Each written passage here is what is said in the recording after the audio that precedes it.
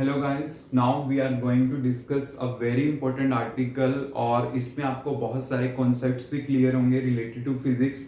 तो आपने क्या करना है, इस आर्टिकल को जस्ट इस पॉइंट ऑफ व्यू से नहीं देखना कि हाँ कि आपने जस्ट ये आर्टिकल ही कंप्लीट करना है, बट आपको इसे जस्ट इस तरह से रीड करना है, इस तरह से आपने इसको अंडरस्टैंड करना है कि आपके लिए फ्यूचर में भी काम आएगा। क्लियर? मतलब जस्ट एक कॉन्सेप्ट समझ रहे हैं कि अगर जो मैं पैरामीटर यहाँ पे यूज कर रहा हूँ, अगर मैं उनको चेंज भी कर दूं तो किस कंडीशंस में मैं उनको यूज कर सकता हूँ। जो मैं कह रहा हूँ, आई नो कि कुछ चीजें आपको समझ नहीं आई होंगी, पर जब आप इसको टोटली अंडरस्टैंड करोगे then you will definitely understand the thing कि मैं आपको क्या कहना चाहता हूँ। क्लियर?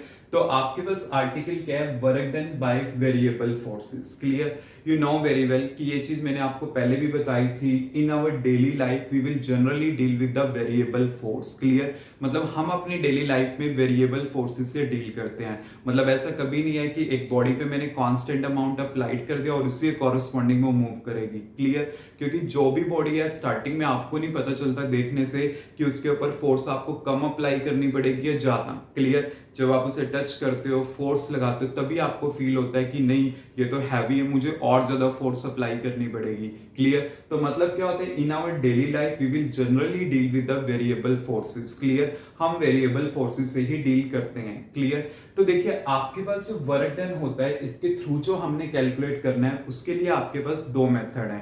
क्लियर? एक मेथड तो हमारे पास क्या है, ग्राफिकल मेथड, और जो सेकंड वन मेथड है वो है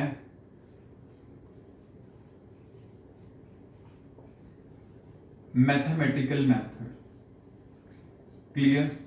तो मैं इस पार्ट में सिर्फ ये डिस्कस करने जा रहा हूं about graphical method. Clear? Means आपने वर्क डन कैलकुलेट करना है बाय द ग्राफिकल मेथड, और आर्टिकल बहुत ज्यादा इंपॉर्टेंट है तो आपने इसको अच्छे से अंडरस्टैंड करना है। क्लियर? ग्राफिकल मेथड का मतलब क्या है, you have to draw some graph, और ग्राफ की हेल्प से आपने वर्क डन कैलकुलेट करना है। क्लियर? तो मैं यहां पे इस टाइप से प्लॉट करता हूं।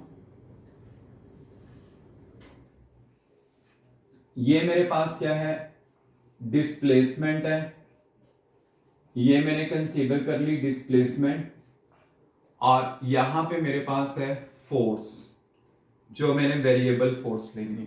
क्लियर? तो मैं वेरिएबल फोर्सेस को किस टाइप से रिप्रेजेंट कर रहा हूं, लाइक दिस,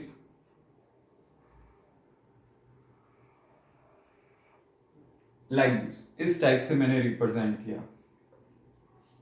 यहां से हम स्टार्ट हुए एंड मैं सपोज करता हूं कि यहां तक हम गए। ये पॉइंट ए है और ये पॉइंट आपके पास क्या है, बी। क्लियर? अब यहां पे आपके पास क्या है, इसके कॉरेस्पॉन्डिंग जो पोजीशन है वो मैं मान के चल रहा हूं एक्स ए है, और इसके कॉरेस्पॉन्डिंग जो पोजीशन है वो क्या है, एक्स बी है। ये ऑरिजिन है, तो इसका मतलब क्या, एक्स ए का यहां से लेकर यहां तक का डिस्टेंस एक्स ए है, यहां से लेकर यहां तक का डिस्टेंस एक्स बी है। तो दोनों को सब्ट्रैक्ट करके क्या आ जाएगा, यहां से लेकर यहां, मतलब एक्स बी माइनस एक्स ए, यहां से लेकर यहां तक का डिस्टेंस होगा। क्लियर? अब मैं क्या कर रहा हूं, ये जो मेरे पास टोटल रीजन है जिसपे वर्क डन परफॉर्म हुआ है, इसको मैं स्मॉल स्ट्रिप्स में डिवाइड कर लेता हूं। क्लियर? मतलब मैं इस टाइप से डिवाइड कर रहा हूं, इसे मैंने स्ट्रिप्स में डिवाइड कर लिया लाइक दिस। वैसे आपको यहां पे दिखाई दे रहा है 1 2 3 4 5, ठीक है, बट हमें तो यहाँ पे पर्टिकुलर नंबर ही बना पाएंगे, बट हम मान के चलते हैं there are the number of the strips, we don't know कि कितनी स्ट्रिप्स बनी होंगी। क्लियर? तो मैं एक पर्टिकुलर स्ट्रिप मैंने ये उठा ली। क्लियर? उसको मैं नंबरिंग दे देता हूं यहाँ पे, पी क्यू आर एस, ये वाली स्ट्रिप्स मैंने ली। क्लियर? और इसका एरिया में यहां पे शेडिड कर देता हूं ये। क्लियर?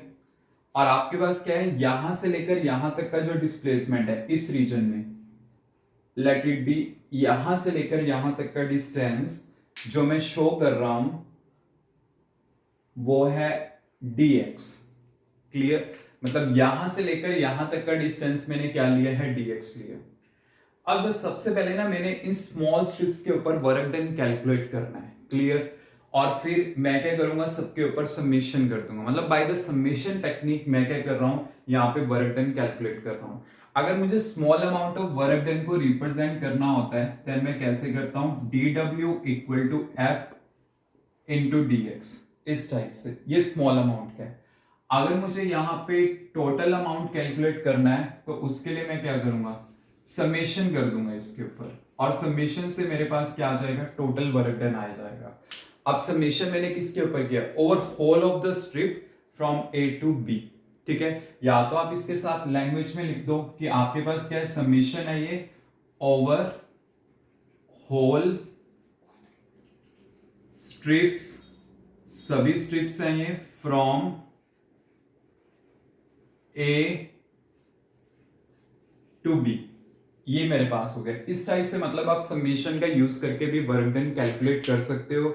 आई थिंक ये मेथड आपको क्लियर होगा। मतलब मैंने इस रीजन का, ठीक है, स्मॉल अमाउंट का लिया एंड देन समेशन से टोटल मैंने पता कर लिया। क्लियर, तो ये मेरे पास क्या आ गया, यहाँ पे total amount of work done आ गया। अब क्या कर सकता हूं मैं, यहाँ पे बाय यूजिंग द इंटीग्रेशन भी वर्क डन को कैलकुलेट कर सकता हूं। जैसे मैं मान लेता हूं कि ये जो स्ट्रिप्स है ना, इसकी थिकनेस क्या है, बहुत ही कम है। क्लियर, जैसे यहाँ पे इतनी है ना कि आपस में मर्ज करती जा रही है और उनकी थिकनेस डिक्रीज करती जा रही है। अगर ये डिक्रीज करती जा रही है, finally approaches to a line, कि मतलब मुझे नहीं पता चलेगा कि हाँ कि ये स्ट्रिप्स हैं भी या नहीं है। तो इसका मतलब क्या है, ये जो ओवरऑल रीजन है, ये जो ओवरऑल एरिया है मेरे पास अब किस टाइप से बन चुका है, मैं ये मान लेता हूं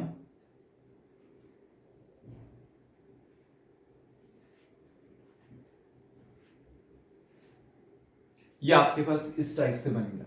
क्लियर, और आप इसको क्या कर लोगे, टोटल रीजन को शेड कर लोगे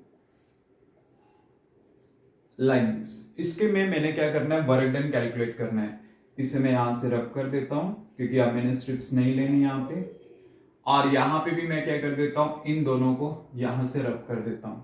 अब मैंने क्या करना है, इस टोटल रीजन के ऊपर वर्क डन कैलकुलेट करना है बाय यूजिंग द इंटीग्रेशन। तो वैसे सेम ही है जैसे आप करते हो, small amount of work done तो सेम ही आएगा, dw equal to F dx। और अगर मुझे टोटल कैलकुलेट करना है तो मैं इसमें क्या करूंगा, इंटीग्रेशन करूंगा इसका एफ dx। इंटीग्रेशन मतलब विद रिस्पेक्ट टू x, और x कहां से कहां तक वेरी कर रहा है, a से लेकर के b तक, मतलब x से टू xb। तो मैं यहां पे पुट कर देता हूं लिमिट x से लेकर के xb तक है। क्लियर, तो वर्क डन आपके पास क्या आ जाएगा, f को कॉमन ले लो और इसका इंटीग्रेशन क्या आएगा x, और लिमिट क्या है x a से xb। क्लियर, तो मैंने इसको ऐसे लिखा और अपर माइनस लोअर लिमिट, मतलब xb माइनस xa, ये मेरे पास आ जाएगा।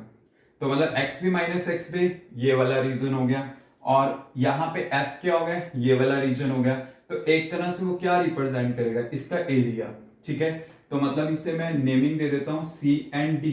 तो आप यहां पे लिख सकते हो this represent the area of portion A B C D.